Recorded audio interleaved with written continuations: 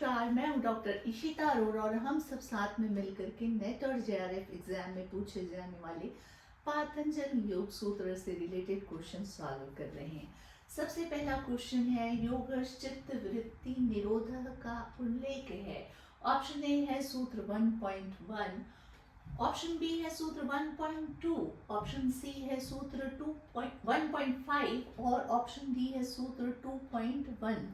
तो हम सभी को मालूम होना चाहिए कि महर्षि पतंजलि ने 195 सूत्र दिए हैं और सबसे पहला सूत्र उन्होंने कहा है अथ योग अनुशासनम, और दूसरे ही सूत्र में योग को परिभाषित करते हुए महर्षि पतंजलि कहते हैं योगश्चित्त वृत्ति निरोध। तो इसमें आंसर होगा सूत्र 1.2। क्वेश्चन नंबर 2 है, अंतरायों की संख्या कितनी है। ऑप्शन ए है 5, ऑप्शन बी है 3, ऑप्शन सी है 9 और ऑप्शन डी है 6। तो हम सभी को पता होना चाहिए कि समाधिपाद में जब ईश्वर की अवधारणा के बारे में महर्षि पतंजलि सूत्रों के माध्यम से बताते हैं, तो समाधिपाद के सूत्र 30 में महर्षि पतंजलि अंतरायों की बात करते हैं। अंतराय से महर्षि पतंजलि का तात्पर्य है विघ्न, और जब वो विघ्नों की बात करते हैं तो वो बताते हैं कि 9 तरह के विघ्न जीवन में आते हैं और उन 9 विघ्नों का नाम उन्होंने दिया है व्याधि, स्त्यान, संशय, आलस्य, प्रमाद, भ्रांति दर्शन, अलब्ध भूमिकत्व, अनावस्थितत्व। तो इस तरीके से 9 जो है विघ्न महर्षि पतंजलि ने बताए हैं। तो इसमें आंसर होगा ऑप्शन सी 9। क्वेश्चन नंबर 3 है, तम प्रधान चित्त कहलाता है। तो ऑप्शन ए है निरुद्धावस्था, ऑप्शन बी है एकाग्रावस्था, ऑप्शन सी है मूढ़ावस्था और ऑप्शन डी है विक्षिप्तावस्था। महर्षि पतंजलि चित्त के बारे में जब बताते हैं तो वो बताते हैं कि चित्त की 5 अवस्थाएं होती हैं और ये 5 अवस्थाओं को उन्होंने विभाजित किया है सत, रज और तम के अनुसार। सत, रज, तम प्रकृति के 3 गुण होते हैं। कभी हमारे जीवन में सत की अधिकता हो जाती, कभी रज की अधिकता हो जाती है और कभी तम की अधिकता हो जाती है। तो उसी के अनुसार हमारे चित्त की स्थिति भी बदलती रहती है। तो महर्षि पतंजलि बताते हैं कि जब भी तम प्रधान होगा तो चित्त मूढ़ावस्था में होगा, जब रज प्रधान होगा तो चित्त क्षिप्तावस्था में होगा, और जब सत प्रधान होगा और रज भी प्रधान होगा तो चित्त क्या होगा, विक्षिप्तावस्था में होगा। ठीक है। और निरुद्ध एकाग्रावस्था में चित्त एकदम सत प्रधान होगा और रज और तम एकदम कम हो जाएंगे, और जब निरुद्धावस्था आएगी तो हम सब इन तीनों गुणों से परे हो जाएंगे। तो यहाँ पर क्वेश्चन है कि तम प्रधान चित्त कहलाता है, मतलब जब तम की अधिकता है तो चित्त क्या कहलाएगा। तो इसमें आंसर होगा ऑप्शन सी मूढ़ावस्था, क्योंकि मूढ़ावस्था नाम से ही समझ में आता है, मूढ़ मतलब जिसको कुछ समझ में नहीं आता, जिसकी बुद्धि में कोई बात नहीं जाती। तो जब भी व्यक्ति तम प्रधान होगा तो वह किस अवस्था में रहेगा, उसका चित्त मूढ़ावस्था में रहेगा। तो इसमें आंसर होगा ऑप्शन सी मूढ़ावस्था। क्वेश्चन नंबर 4 है, सुख से उत्पन्न होने वाली वृत्ति है। ऑप्शन ए है अविद्या, ऑप्शन बी है अस्मिता, ऑप्शन सी है राग और ऑप्शन डी है द्वेष। तो साधन पाद में जब क्लेशों की बात महर्षि पतंजलि कहते हैं तो सूत्र 7 में महर्षि पतंजलि बताते हैं सुखानुशयी राग, मतलब सुख से उत्पन्न होने वाली वृत्ति राग कहलाती है। आप देखिए, आपके जीवन में जिससे भी आपको सुख मिलता है आपको उससे राग हो जाता है। कोई व्यक्ति यदि आपके जीवन में सुख लेके आता है तो आपको उससे राग हो जाता है, कोई कार आपके जीवन में सुख लेके आती है तो आपको उससे राग हो जाता है, कोई घर आपको अच्छा लगता है तो उससे राग हो जाता है। तो जो भी आपके जीवन में सुख लाता है वह राग का कारण बनता है। तो इसमें सुख से उत्पन्न होने वाली वृत्ति है तो होगा आंसर ऑप्शन सी राग। क्वेश्चन नंबर 5 है, सुमेलित करें, मतलब हमको मैच करना है। तो इसमें कुछ पहला है क्षिप्तावस्था, दूसरा है मूढ़ावस्था, तीसरा है विक्षिप्तावस्था। तो हम लोग जल्दी से देख लेते हैं। अभी जो हम लोग इसके पहले वाले क्वेश्चन में देखे कि क्षिप्तावस्था में क्या होगा, रज प्रधान हो जाएगा। ठीक है। मूढ़ावस्था में क्या होगा, तम प्रधान हो जाएगा हमारे चित्त में, और विक्षिप्तावस्था में किसकी प्रधानता रहेगी? अधिकतर सत की प्रधानता रहेगी। तो इसमें चित्तावस्था का ऑप्शन आएगा, मूढ़ावस्था का ऑप्शन आएगा तम प्रधान, और विक्षिप्तावस्था में ऑप्शन होगा ग सत प्रधान। अब इसमें हम लोग देख लेते हैं किसमें ये मैच कर रहा है, तो ऑप्शन बी में ये मैच कर रहा है। ठीक है, तो हमको ये चीज ध्यान में देखनी है, जब मेल करना है तो पहले हमको मिला करके देख लेना है, फिर देखना है कि ये ऑप्शन किसमें मौजूद है, उसी को टिक करना है। ठीक है, क्वेश्चन नंबर 6 है चित्त किसका उत्पाद है? तो ऑप्शन ए है प्रकृति का, ऑप्शन बी है पुरुष का, ऑप्शन सी है प्रकृति पुरुष दोनों का, और ऑप्शन डी है कोई नहीं।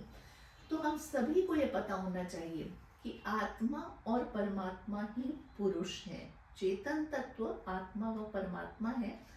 इसके अलावा जितनी भी चीजें हैं वो प्रकृति के उत्पाद हैं। ठीक है, तो चित्त मतलब हुआ मन बुद्धि अहंकार, ये ना आत्मा है ना परमात्मा है, तो फिर ये किसका उत्पाद होंगे? हमेशा प्रकृति का उत्पाद होंगे।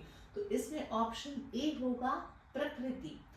क्वेश्चन नंबर 7 है प्रकृति के कितने तत्व हैं? तो ऑप्शन ए है 24, ऑप्शन बी है 25, ऑप्शन सी है 26 और ऑप्शन डी है 27। तो सांख्य दर्शन प्रकृति के 24 तत्वों को स्वीकार करता है, तो इसमें आंसर होगा ए 24। क्वेश्चन नंबर 8 है प्रकृति है, ऑप्शन ए है सक्रिय, ऑप्शन बी है नित्य व जड़, ऑप्शन सी है परिणामी और ऑप्शन डी है सभी। तो इसमें आंसर होगा ऑप्शन डी सभी, क्योंकि प्रकृति का गुण है कि वह सक्रिय है, नित्य है, जड़ है और परिणामी भी है।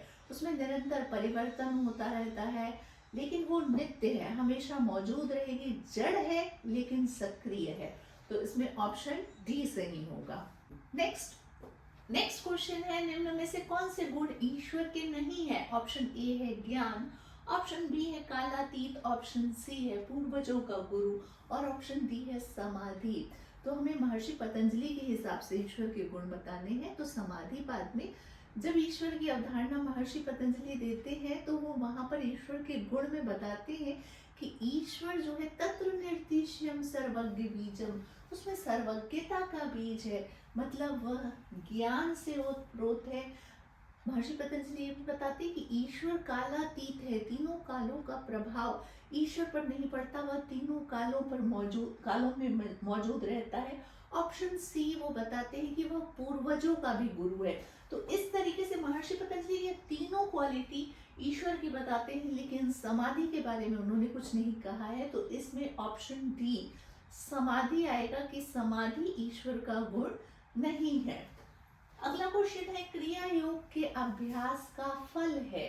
तो ऑप्शन ए इसमें दिया है क्लेशों का तनु होना, ऑप्शन बी है समाधि की भावना, ऑप्शन सी है ए एंड बी बोथ और ऑप्शन डी है नन। तो इसमें महर्षि पतंजलि जब साधन पाद में क्रिया योग की बात करते हैं तो पहले सूत्र में तो वो साधन पाद के बताते हैं कि क्रिया योग क्या है, और सूत्र दूसरे में ही महर्षि पतंजलि बोलते हैं समाधि भावनार्थ क्लेश तनु करणार्थश्च। मतलब महर्षि पतंजलि कहते हैं कि क्रिया योग के अभ्यास से समाधि की भावना होती है और क्लेश तनु होते हैं। तो दोनों ही ऑप्शन सही हैं, तो इसमें ऑप्शन होगा option A and B. Next question है निम्न में से क्या क्रिया योग के अंतर्गत नहीं आता है? ऑप्शन ए है स्वाध्याय, ऑप्शन बी है तप, ऑप्शन सी है यम और ऑप्शन डी है ईश्वर प्राणिधान। तो जब साधन पाद में महर्षि पतंजलि क्रिया योग के बारे में सूत्र 1 में बताते हैं तो वो बताते हैं तप स्वाध्याय ईश्वर प्राणिधानानि क्रिया योग, मतलब तप स्वाध्याय और ईश्वर प्राणिधान क्रिया योग के अंतर्गत आते हैं। तो इसमें ऑप्शन में स्वाध्याय भी सही है, तप भी सही है, ईश्वर प्राणिधान ये क्रिया योग के अंतर्गत आते हैं। क्वेश्चन है क्रिया योग के अंतर्गत नहीं आता, तो क्रिया योग के अंतर्गत क्या नहीं आता? यम नहीं आता, क्योंकि यम किसका अंग है? अष्टांग योग का अंग है, वह क्रिया योग का अंग नहीं है। नेक्स्ट क्वेश्चन है पंच क्लेशों का सही क्रम क्या होगा? तो ऑप्शन ए है अविद्या, अस्मिता, राग, अभिनिवेश, द्वेष। ऑप्शन बी है अविद्या, अस्मिता, राग, द्वेष, अभिनिवेश। ऑप्शन सी है अस्मिता, अविद्या, राग, अभिनिवेश, द्वेष। ऑप्शन डी है राग, द्वेष, अभिनिवेश, अविद्या, अस्मिता। तो मैंने बार बार बताया है कि आपको पंच क्लेशों का क्रम याद करना पड़ेगा और क्रम है अविद्या, अस्मिता, राग, द्वेष और अभिनिवेश। तो इसमें ऑप्शन बी सही होगा। नेक्स्ट क्वेश्चन है ऋतंभरा प्रज्ञा का अर्थ क्या है? तो ऑप्शन ए है सत्य को धारण करने वाली बुद्धि। ऑप्शन बी है निर्भीत समाधि। ऑप्शन सी है असंप्रज्ञात समाधि और ऑप्शन डी है कोई नहीं। तो इसमें आंसर होगा ऋतंभरा प्रज्ञा का मतलब होता है सत्य को धारण करने वाली बुद्धि। ऐसी बुद्धि जिसको सत्य का, एब्सोल्यूट ट्रुथ का ज्ञान हो कि आत्मा क्या है और यह शरीर क्या है, मतलब शरीर और आत्मा के बीच भेद का जिसे ज्ञान होता है वही बुद्धि प्रज्ञा कहलाती है। ठीक है। अब इसके बाद नेक्स्ट क्वेश्चन है बहिरंग योग का अंग नहीं है। ऑप्शन ए है यम, ऑप्शन बी है नियम, ऑप्शन सी है प्रत्याहार और ऑप्शन डी है धारणा। हम सबको मालूम होना चाहिए कि अष्टांग योग में 8 अंग हैं, जिसको महर्षि पतंजलि ने 2 भागों में डिवाइड किया है, बहिरंग योग और अंतरंग योग। बहिरंग योग के अंतर्गत उन्होंने 5 अंगों को रखा है और अंतरंग योग के अंतर्गत उन्होंने 3 अंगों को रखा गया है। बहिरंग योग के अंतर्गत आते हैं यम, नियम, आसन, प्राणायाम और प्रत्याहार और अंतरंग योग के अंतर्गत आते हैं धारणा, ध्यान और समाधि। तो इसमें क्वेश्चन है बहिरंग योग का अंग नहीं है। तो यम बहिरंग योग का अंग है, नियम भी है, प्रत्याहार भी है, लेकिन धारणा ये बहिरंग योग का नहीं बल्कि अंतरंग योग का अंग है।